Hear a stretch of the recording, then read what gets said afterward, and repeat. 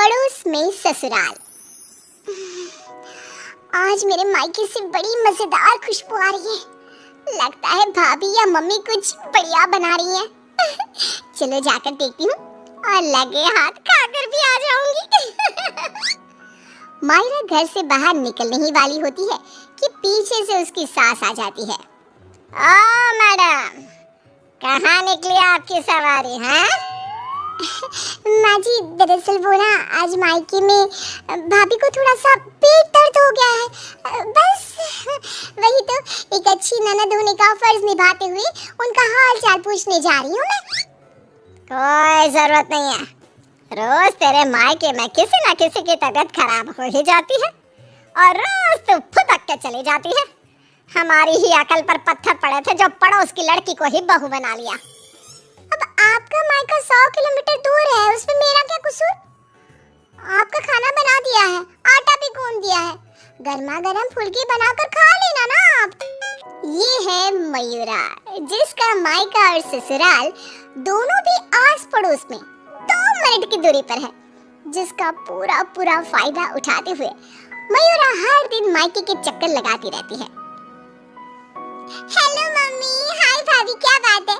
आज तो बड़े ही शाही और लजीज पकवान बने जा रहे हैं। कोई दावत शावत है क्या आज हमारे घर पर?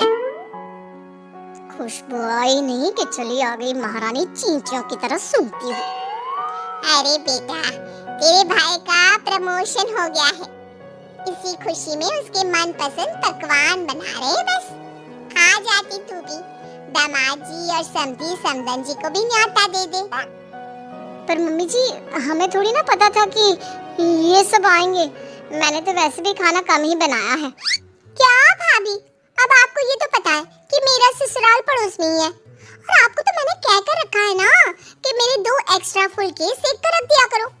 मुझे मम्मी के हाथ की बनी सब्जियां कितनी पसंद है। ओए बड़ी महारानी।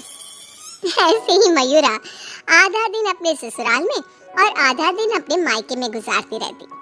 एक दिन सुबह नाश्ते के दौरान मयूरा के ससुर धनराज और पति श्लोक, अरे मयूरा, ये क्या?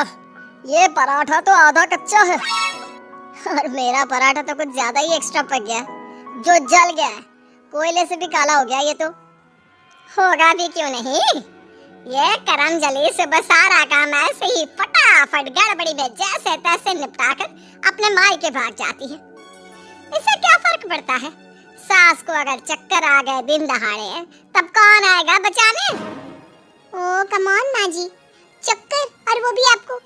दिन भर आप हर आधे घंटे में कुछ न कुछ खाती रहती हो और फिर भी मुझे ताने कस रही हो। Very bad. तो तू कौन सी गुड है? आई बड़ी।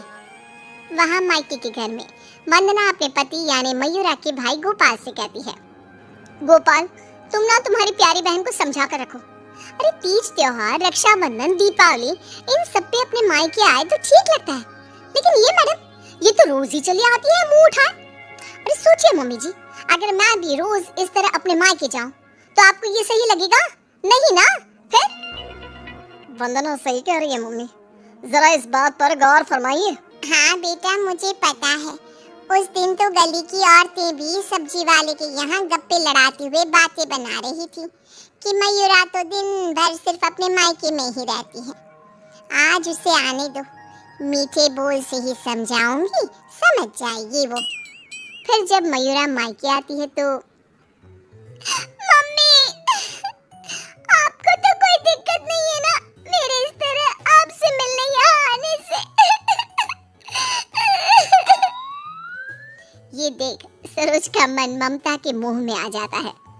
ना बेटी ना, तू ऐसा क्यों सोच रही है और तेरी आंखें नम क्यों है?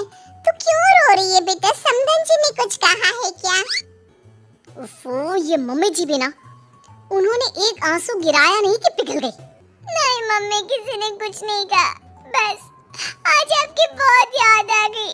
रोज आपसे मिलती ही हूँ, लेकिन आज पता नहीं क्या हुआ। और इसी के साथ सरोज अपनी बेटी को कुछ नहीं बोल पाती, और अब मयूरा का मायके में आना जाना इतना बढ़ जाता है कि वो मायके के फैसलों में भी दखल अंदाजी देने लगती है। तभी वहाँ पर बरखा आती है अगर इतना ही परेशान हो तो उसे घर के अंदर आने ही क्यों देते हो? वो एक पाँव अपने मायके की नाव में रखती है और एक पाँव अपने ससुराल की नाव में। अगर एक नाव हटा दे तो ना चाहते हुए भी उसे दोनों पैर एक ही नाव में रखने होंगे ना। हाँ काकी, एकदम बराबर बात कर रही हैं आप। लेकिन समधन जी, आप अपनी बेटी के मुंह पे दरवाजा लगा पाती क्या? देखिए, मुझे वो सब नहीं पता। अब उसका पूरा संसार उसके ससुराल में बस चुका है। उसे वहाँ ध्यान देना चाहिए, ना कि इधर मायके में। और इसलिए आप ही हो, उसे यहाँ आने पर आप ही को रोक टोक लगानी होगी। बस यही कहने आई थी। नमस्ते। अगले दिन ससुराल में बरखा की तबीयत खराब हो जाती है और मयूरा उसे बिस्तर पर ऐसे ही छोड़कर मायके भागती है। चली गई मायके, अपनी बीमार सास को बिस्तर पर छोड़ गई, निकम्मी कहीं की। रात में जब धनराज और श्लोक दफ्तर से घर लौटते हैं, तब वो देखते हैं कि मयूरा घर पर नहीं है और बरखा अपने कमरे में बुखार से तप रही है। और तो और घर में कुछ खाना तक नहीं बनाया है। आज तो हद ही कर दी मयूरा बहू ने। अरे काम काज का नहीं, लेकिन कम से कम अपनी सास की तबीयत का तो लिहाज रख लिया होता। कोई फिक्र, कोई चिंता नहीं। आप ही ने तो चुनी थी ना ये बहू। कुछ देर बाद मयूरा अपने ससुराल वापस आती है। मयूरा, घड़ी देखी तुमने? हाँ, घड़ी में 2 सुइयां एक साथ कितनी प्यारी लगती है ना। बिल्कुल आपकी और मेरी जोड़ी की तरह। मैं मजाक के मूड में बिल्कुल नहीं हूँ मयूरा। तुम्हारा ये मायके से ससुराल, ससुराल से मायके घूमने का तमाशा बहुत हो गया। ये सब कब खत्म होगा? तुम्हें अंदाजा भी है, माँ अंदर 103 बुखार से तप रही है और तुम सुबह से अपने मायके में हो। बहू, अच्छा होगा कि तुम मायके जाना कम कर दो, वरना कहीं ऐसा ना हो कि एक दिन दोनों तरफ की रिश्तों की डोर टूट जाए और तुम बीच में ही लटकी रह जाओ। जी पापा जी, आप टेंशन मत लो। मैं मायके जाना तो नहीं छोड़ सकती, लेकिन मैं अपना बहु धर्म अब अच्छे से निभाऊंगी। मैं रोज माँ जी का एकदम हल्की नाजुक पत्ती की तरह ख्याल रखूंगी और आप लोगों को शिकायत का मौका भी नहीं दूंगी।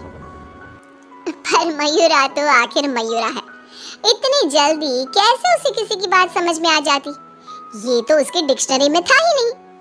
पहले वो बिना कोई काम किए मायके चली जाती थी और अब कभी कुकर को गैस पर रखकर तो कभी कपड़ों को आधे में धोता छोड़कर मायके चली जाती। उसकी इन हरकतों से ससुराल और मायके वालों को तो पहले से ही परेशानी थी, अब तो आस-पास की औरतों के लिए भी मयूरा अच्छी खासी शाम की चाय की गॉसिप बन गई थी। अरे वो सरोज बहन की बिटिया मयूरा कभी इस डाली तो कभी उस डाली फुदकती रहती है। मुझे तो दिन भर अपनी खिड़की से उसका ये सर्कस देखने में बहुत मजा आता है। अरे मैंने तो सुना है उसकी भाभी वंदना अपनी ननद को एक आंख पसंद नहीं करती। दरअसल मेरी बहू काजल और वंदना ना सहेलियां हैं, इसीलिए पता चला। पर मानना पड़ेगा सरोज को, बहुत अच्छे गुण दिए हैं उसने अपनी बेटी को। तभी वहां से गुजर रही सरोज सभी औरतों की बातों को कान लगाकर सुन लेती है और रुककर उन्हें चिल्लाते हुए कहती है, क्यों रे कलम मुइयो, तुम लोगों को क्या अपनी घर गृहस्थी नहीं है जो रोज शाम को हमारी गृहस्थी की चर्चा लेकर बैठ जाती हो? हैं?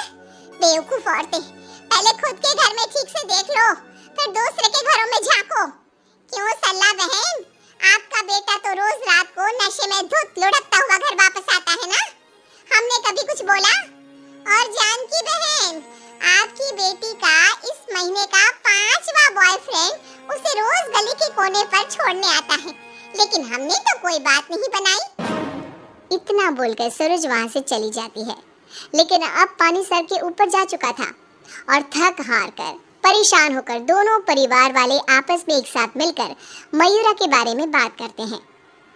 श्लोक, हमने बहुत बार कोशिश की कि हम मयूरा को रोके मायके आने से, लेकिन वो इतनी ढीठ है कि हमारी बातों को कान के पीछे ही डाले जा रही है। अब पता नहीं वो ये सब जानबूझकर कर रही है या फिर सच में। समधन जी, समधी जी, अब जो भी हल निकालना है आप ही निकाल सकते हैं। दामाद जी कुछ तो कीजिए। कुछ तो आपको करना चाहिए था सरोज जी। अरे बरखा, जैसे हम बहू को रस्सी से बांध कर नहीं रख सकते, वैसे ही एक माँ होने के नाते सरोज जी भी मयूरा को मायके में प्रवेश करने से नहीं रोक सकती। अरे उसने पूरा बचपन बिताया है वहां पर। लेकिन अब नहीं, अब तो इस सब का एक ही रास्ता है। जो काम मैंने 1 साल पहले नहीं किया था वो मैं अब करूंगा। ऐसा क्या कर लेगा तू बेटा? मुझे कंपनी की तरफ से चिरौलीपुरा में ट्रांसफर लेटर दिया गया था, वो भी दुगनी सैलरी के बेसिस पर। लेकिन 1 साल पहले आई इस ऑफर को मैंने मयूरा की खुशियों के लिए ठुकरा दिया था, क्योंकि अगर हम यहाँ से कहीं और जाकर शिफ्ट हो गए तो वो अपने मायके को मिस करेगी। तभी शादी भी नहीं थी, और अब ऐसा कुछ भी नहीं है। तो तुम ये कहना चाह रहे हो कि तुम सब यानी मयूरा के ससुराल वाले अब उसके मायके से दूर चले जाएंगे? जी हाँ, मैं इस ऑफर को अभी भी एक्सेप्ट कर सकता हूँ और फिर हम सब यहाँ से चले जाएंगे। अब हम और कर भी क्या सकते हैं? अगर मयूरा को अपने मायके जाने से रोकना है तो बेहतर यही होगा कि उसके पड़ोस के ससुराल को दूर ले जाए और उसके ससुराल वाले ही अलग जाकर रहे, जिससे वो रोज अपने मायके नहीं जा पाएगी। सभी श्लोक के इस फैसले पर सहमति जताते हैं और फिर मयूरा अपने पति की ट्रांसफर की वजह से शिफ्ट होने की बात को साधारण समझकर अपने मायके से दूर चली जाती है। जो भी कहो, सही मायनों में बहू विदा करके तो मैं अब लाई हूँ।